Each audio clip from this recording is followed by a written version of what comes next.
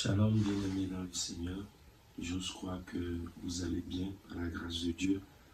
Alors ce matin, disons cette semaine, le Seigneur me met à cœur un thème que je voudrais vraiment développer pour édifier notre âme.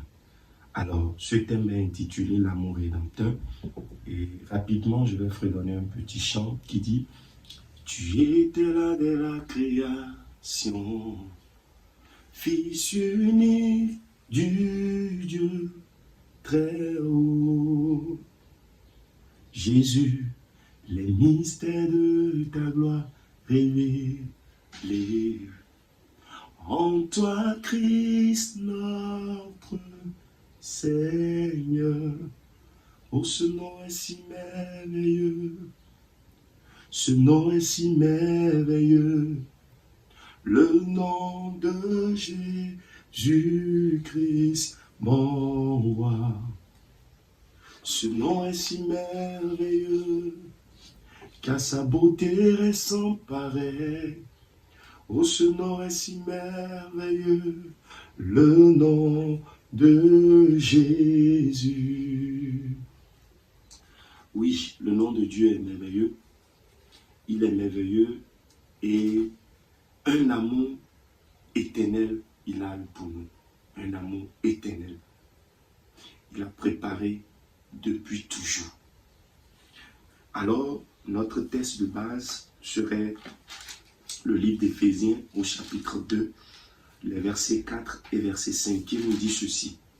La Bible dit, « Mais Dieu qui est riche en miséricorde, à cause du grand amour dont il nous a aimés, nous qui étions morts par nos offenses, nous a rendus à la vie avec Christ. Et c'est par grâce que vous êtes sauvés. » Bien-aimés dans le Seigneur, dès le commencement, la Bible nous dit que Jésus était déjà là. C'est pas après la création, le jour où Marie l'a mis au monde, qu'il est né, qu'il a connu cette humanité. Mais il existait depuis et déjà. Il est le Fils unique du Dieu très haut, comme le chant l'a dit. Et il est présent à la création, notre Dieu. Tout a été fait par lui et pour lui. Rien de ce qui a été fait n'a été fait sans lui. Il connaît déjà l'humanité depuis. Et la Bible nous dit que malgré notre péché, il nous aimait déjà. Bien-aimés dans le Seigneur, et quand on regarde le monde d'aujourd'hui, on voit que l'amour a perdu sa vraie valeur. Et pour beaucoup, aimer, c'est juste un sentiment ou quelque chose qui dépend de ce que l'autre fait.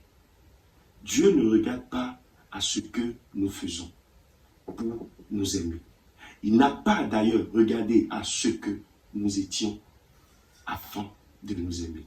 Il nous a aimés malgré notre impureté. Il nous a aimés malgré nos différents caractères mauvais. Et pour beaucoup, comme je l'ai dit, aimer, c'est se baser sur quelque chose. Mais Dieu, lui, il nous montre un amour très différent. Il nous montre un amour qui sauve, un amour qui libère. Dieu nous montre un amour qui transforme, un amour qui délivre. C'est ce qu'on appelle l'amour rédempteur de Dieu. Dieu, il a créé l'homme pour que l'homme vive éternellement avec lui. Et lorsqu'il l'a placé dans le jardin d'Éden, la Bible nous dit que l'homme a péché. Et parce que l'homme a péché, Dieu l'a sorti du jardin d'Éden. Et a placé 2 chérubins dans ce jardin pour l'empêcher de revenir dans ce jardin-là. Pourquoi? Parce qu'ils avaient mangé le fruit de la connaissance du bien et du mal qu'ils ne devraient pas manger. Et puisqu'il avait dans ce même jardin l'arbre de vie, il ne voulait pas qu'ils mangent cela. Il avait un plan éternel pour les hommes.